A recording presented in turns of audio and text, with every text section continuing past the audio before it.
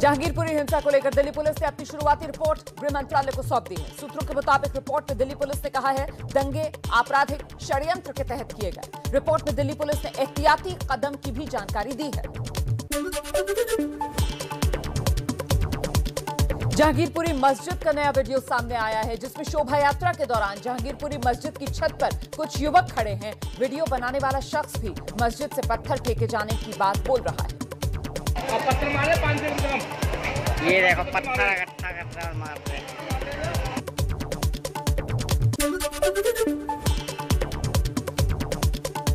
दिल्ली हिंसा के आरोपी अंसार और असलम की पुलिस हिरासत 2 दिन के लिए और बढ़ी। हिंदू पक्ष की ओर से आरोपी सूरज, सुकेन, नीरज और सुरेश को 4 दिन की न्यायिक हिरासत में भेजा गया। जहांगीरपुरी दंगों के आरोपी अंसार की नई तस्वीरें सामने आई हैं। 35 साल का अंसार पेशे से कबाड़ी है, लेकिन अय्याशी करता है। सोने के गहनों और शराब का शौकीन है। अंसार ने बनवाया है 5 मंजिला मकान। पहले भी कई केस अंसार पर दर्ज। जहांगीरपुरी हिंसा के मामले में आज दिल्ली बीजेपी के अध्यक्ष आदेश गुप्ता पुलिस कमिश्नर राकेश अस्थाना से मुलाकात करेंगे। अंसार और आम आदमी पार्टी के कनेक्शन की जांच की मांग करेंगे।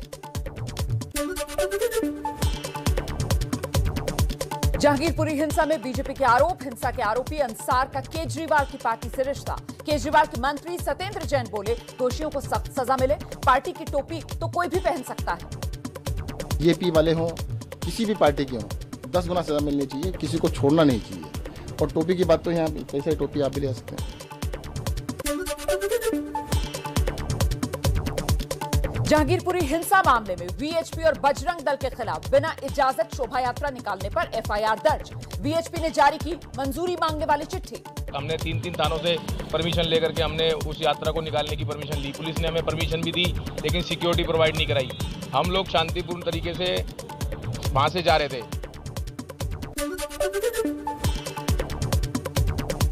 जहांगीरपुरी हिंसा में दिल्ली पुलिस की जांच पर सवाल उठे हैं। पुलिस ने कहा शोभा यात्रा की एप्लीकेशन की सिर्फ रिसीविंग दी गई थी, मंजूरी नहीं।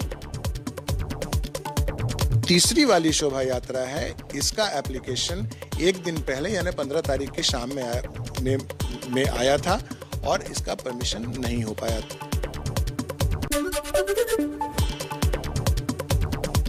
विश्व हिंदू परिषद कह रही है गलत एफआईआर दर्ज हुई। वीएचपी प्रवक्ता विनोद बंसल ने कहा हमने पुलिस से परमिशन ली थी। दिल्ली पुलिस अपनी गलती का ठीकरा वीएचपी पर ना फोड़े। जो अकर्मण्यता का ठीकरा विश्व हिंदू परिषद जैसी लॉ अबाइडिंग ऑर्गेनाइजेशन पर न फोड़े। हम जो काम करते हैं विधि सम्मत तरीके से करते हैं। परमिशन मैंने ली थी।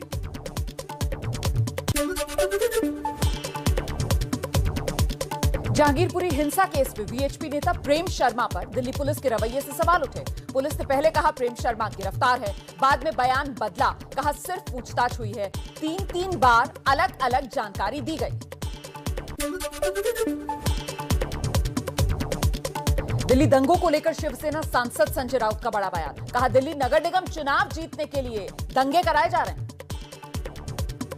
ये सब जो कुछ चल रहा है, ये नगर निगम चुनाव जीतने के लिए आपके पास कोई इशू नहीं है। राजनीतिक फायदे के लिए इस प्रकार के दंगे की राजनीति करेगी। दिल्ली हिंसा को लेकर कांग्रेस नेता दिग्विजय सिंह ने गृह मंत्री अमित शाह का इस्तीफा मांगा है। कहा बिना इजाजत जुलूस कैसे निकला, जिम्मेदार लोगों पर कार्रवाई हो। उनको जुलूस निकालने की परमिशन नहीं थी, तो जुलूस निकालने क्यों दिया? अमित शाह जी को तो इस्तीफा दे देना चाहिए इस मामले में, या दिल्ली पुलिस कमिश्नर से और जो भी जिम्मेदार लोग हैं उनको तत्काल हटा देना चाहिए।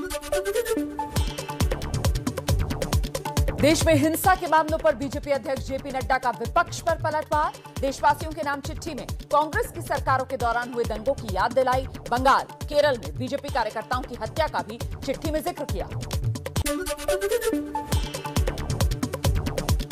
आम आदमी पार्टी विधायक सौरभ भारद्वाज का बीजेपी पर हमला। कहा आज हर गुंडे, कातिल और बलात्कारी को लगता है कि अगर वो बीजेपी में होता तो पूरी पार्टी उसे बचाने में लग जाती। एनसीपी अध्यक्ष शरद पवार ने कहा दिल्ली की कानून व्यवस्था केंद्र सरकार की जिम्मेदारी है, केजरीवाल की नहीं। केंद्र सुरक्षा करे।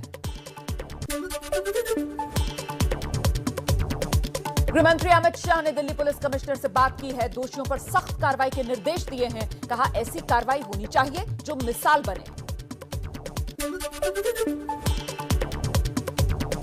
जहांगीरपुरी हिंसा पर एआईएमआईएम प्रमुख असदुद्दीन ओवैसी का बड़ा बयान। कहा सरकार की शह पर हो रही है हिंसा, अगर सरकार चाहती तो हिंसा नहीं होती, पुलिस की कार्रवाई एक तरफा। विश्व हिंदू परिषद के नेता सुरेंद्र जैन का दिल्ली के मुख्यमंत्री केजरीवाल पर हमला। अरविंद केजरीवाल को आतंकवादियों का स्लीपर सेल बताया। आज केजरीवाल आतंकवादियों का स्लीपर सेल बन गया है।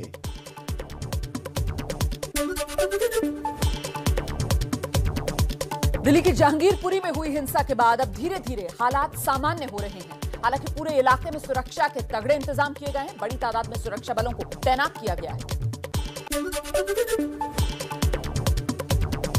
जहांगीरपुरी की हिंसा के बाद दिल्ली के जामा मस्जिद इलाके में भी सुरक्षा कड़ी की गई। ड्रोन से की जा रही है इलाके में निगरानी।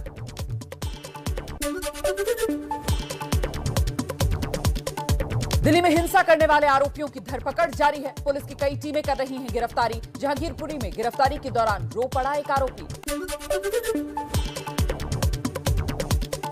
जहांगीरपुरी हिंसा में सबूत जुटाने में लगी है फोरेंसिक की टीम। कल 8 सदस्यों की टीम ने हिंसा वाली जगह से सैंपल लिए। हनुमान जयंती के दिन हुई थी बड़ी हिंसा। दिल्ली में हिंसा के आरोपियों को कोर्ट से ले जाते वक्त लगे जय श्री राम के नारे। पुलिस वैन में मौजूद 4 हिंदू आरोपियों ने भी नारे लगाए।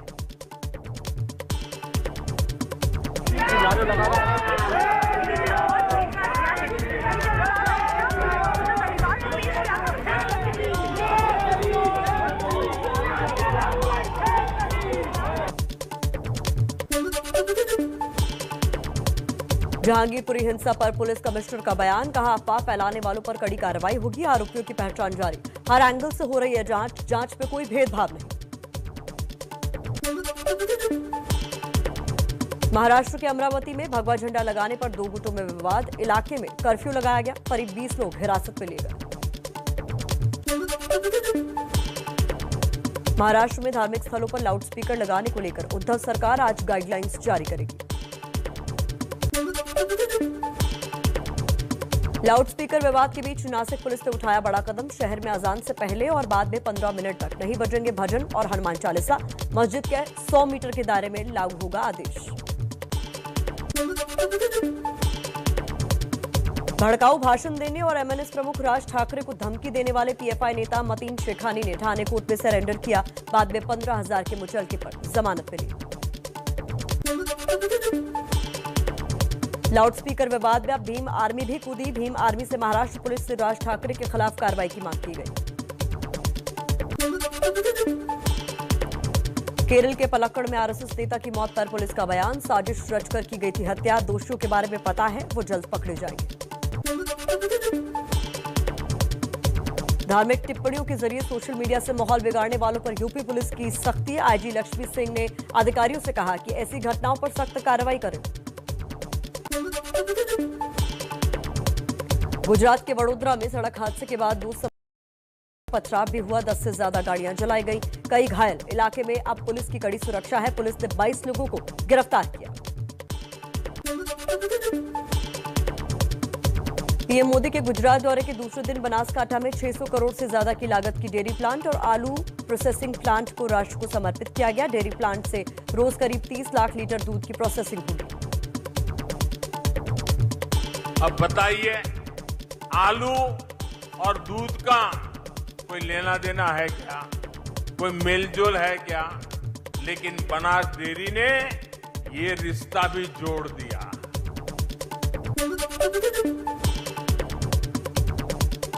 प्रधानमंत्री नरेंद्र मोदी आज दोपहर करीब 3:30 बजे जामनगर में WHO global centre for traditional medicine यानी GCTM का शिलान्यास करेंगे। जामनगर के कार्यक्रम से पहले पीएम मोदी रोड शो भी कर सकते हैं। हालांकि वो खुली जीप में नहीं होंगे, लेकिन धीमी रफ्तार से निकलेंगे, जिससे लोग उनका रास्ते में स्वागत कर सकेंगे। पीएम मोदी ने 3 दिन के गुजरात दौरे के पहले दिन गांधीनगर में स्कूलों के कमांड एंड कंट्रोल सेंटर का जायजा लिया।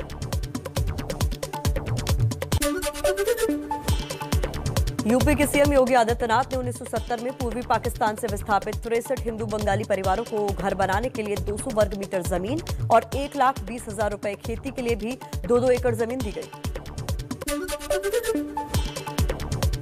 मध्य प्रदेश में आज से फिर शुरू होगी मुख्यमंत्री तीर्थ दर्शन योजना। भोपाल की रानी कमलापति रेलवे स्टेशन पर बड़े कार्यक्रम का आयोजन। सीएम शिवराज सिंह चौहान होंगे शामिल। काशी के लिए पहली ट्रेन रवाना होगी। आरजेडी के दावत इफ्तार वाले आमंत्रण पर भड़की बीजेपी।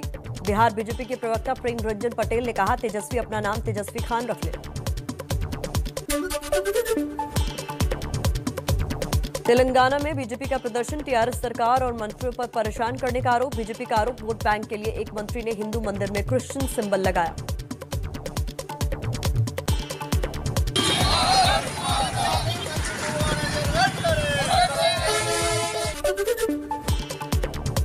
जम्मू कश्मीर की पूर्व मुख्यमंत्री महबूबा मुफ्ती ने 10 जनपद पर सोनिया गांधी से मुलाकात की। सूत्रों के मुताबिक घाटी और देश के हालात पर चर्चा हुई। सवाल पूछने पर भड़के बिहार के उप मुख्यमंत्री तारकिशोर प्रसाद। राज्य के विकास पर पत्रकार के सवाल पर डिप्टी सीएम को गुस्सा आया। करते हैं क्या अच्छी बात नहीं, बहाना बंद कर देंगे हम। यही सब धंधा आपको कर रहे हैं। लिख दीजिएगा ब्लॉग में, आपको कोई दिक्कत नहीं। लखीमपुर हिंसा के आरोपी आशीष मिश्रा की बेल खारिज। सुप्रीम कोर्ट ने कहा, हाईकोर्ट ने जल्दबाजी में जमानत दी, 1 हफ्ते के अंदर सरेंडर करना होगा। रामपुर की जौहर यूनिवर्सिटी से जुड़े मामले में आजम खान को सुप्रीम कोर्ट से राहत। 450 एकड़ से ज्यादा जमीन को टेक ओवर करने के इलाहाबाद हाईकोर्ट के आदेश पर रोक। श्रीनगर में रेलवे प्रोटेक्शन फोर्स के जवान सुरिंदर सिंह को दी गई अंतिम विदाई। कल पुलवामा में आतंकी हमले में वो शहीद हो गए थे।